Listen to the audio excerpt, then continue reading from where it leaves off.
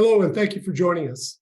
It's my pleasure to welcome you to our program, Debunking the Myths Around Gig Customer Experience, or Gig CX. I'm Michael DeSalles, Principal Analyst with Frost & Sullivan, and I'll be your moderator today, as well as provide some insights on this topic. Joining me to discuss this is Christopher Carrington, CEO and Managing Partner at Omni Interactions. The first one is, the gig economy isn't right for customer service. What do you think?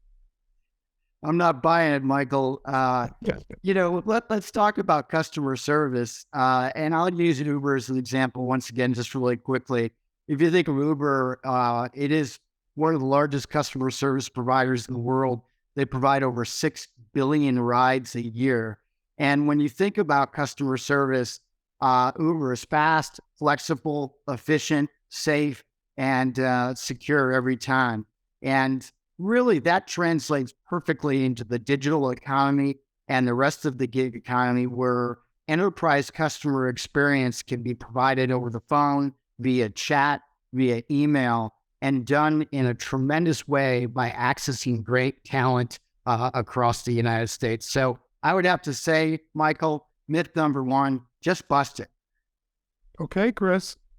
Let me share with you a second one that I'm hearing, is that the quality of the interactions is diminished, just not as good with gig workers versus using traditional agents. Yeah, I just think that the facts point to something completely different, Michael. Today, millions of calls, chats, and emails were handled by gig workers across the United States. Large companies like CVS, Walgreens, Intuit, Peloton, Carnival Cruise Lines, TXU, Carbon Health, Wine.com, and I could go on, were all using gig workers to execute their customer experience service. So I think it just goes to prove these brands are incredibly sensitive over the brand experience that their customers are having. But the fact that they've turned to gig workers has really proven it should be a great access to talent. One of the things you think about is that with a typical employee center-based experience, you're accessing about 25 miles around the center, where in the gig economy, you're able to access people from across the country. And so instead of interviewing 3 or 4 people for every job, you're able to look at 20 or 25 different resumes for each and every position, and thereby match the person to the customer experience. So I'd have to disagree again, Michael. Myth busted. Okay, Chris. Well, here's the third one, and this one's really important. The third myth out there is that gig workers aren't treated very well from an employee perspective. Yeah, Michael, I've run both employee models and independent contractor models like we are now in the gig economy, and it's just not true. If you think about it, gig workers are looking for something that provides them both flexibility where they work and when they work. And the gig model is geared towards that. In fact, a recent survey by Future Forum showed that thousands of participants in that survey, 72% of them said they were seeking a job that allowed them to work from home.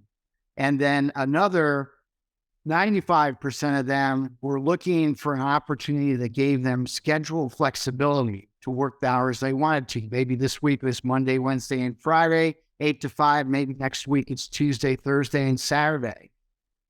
The most important stat out of that survey from Future Forum was 72% of those surveyed said that if they couldn't get one or both of those, flexibility in their schedule or location, that they'd be looking for a new job in the new year. Well, I've got news. It's the new year. So the reality is the position of a gig worker in customer experience is focused first and foremost of getting the right talent and working the way they want to work, which is remote on a flexible schedule. So I would have to say myth number 3, bust it. I think another thing that's really critical, Michael, as it relates to busting the myth of gig workers can't be treated as well as employees, is really the commitment that gig companies are making to their remote workers. At Omni, we were one of the first ones who introduced the concept of the gig workers' Bill of Rights. And in that case, we came up with 10 inalienable rights that the worker can measure us as a platform against. First, can they be their own boss? Are they truly an entrepreneur and own the business themselves? Second, do they get to work from home, not a hybrid model or something like that? Third, that they truly pick their own schedule. We don't schedule, and it's critical to a gig worker that they're able to pick their own schedule and respecting that schedule. Fourth, that they can earn a competitive wage, one in which is equal to or better than the rest of the market is paying. 5, a free education, and this is critical for what gig workers are looking for. 6, diversity and inclusion, and I think that starts at the top.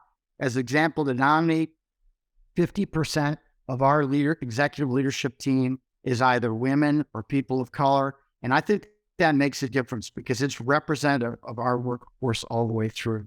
Transparency is critical. Just because they're not an employee, but they're a 1099, is being able to be upfront that, bad news doesn't get better over time. Sometimes gigs come and go.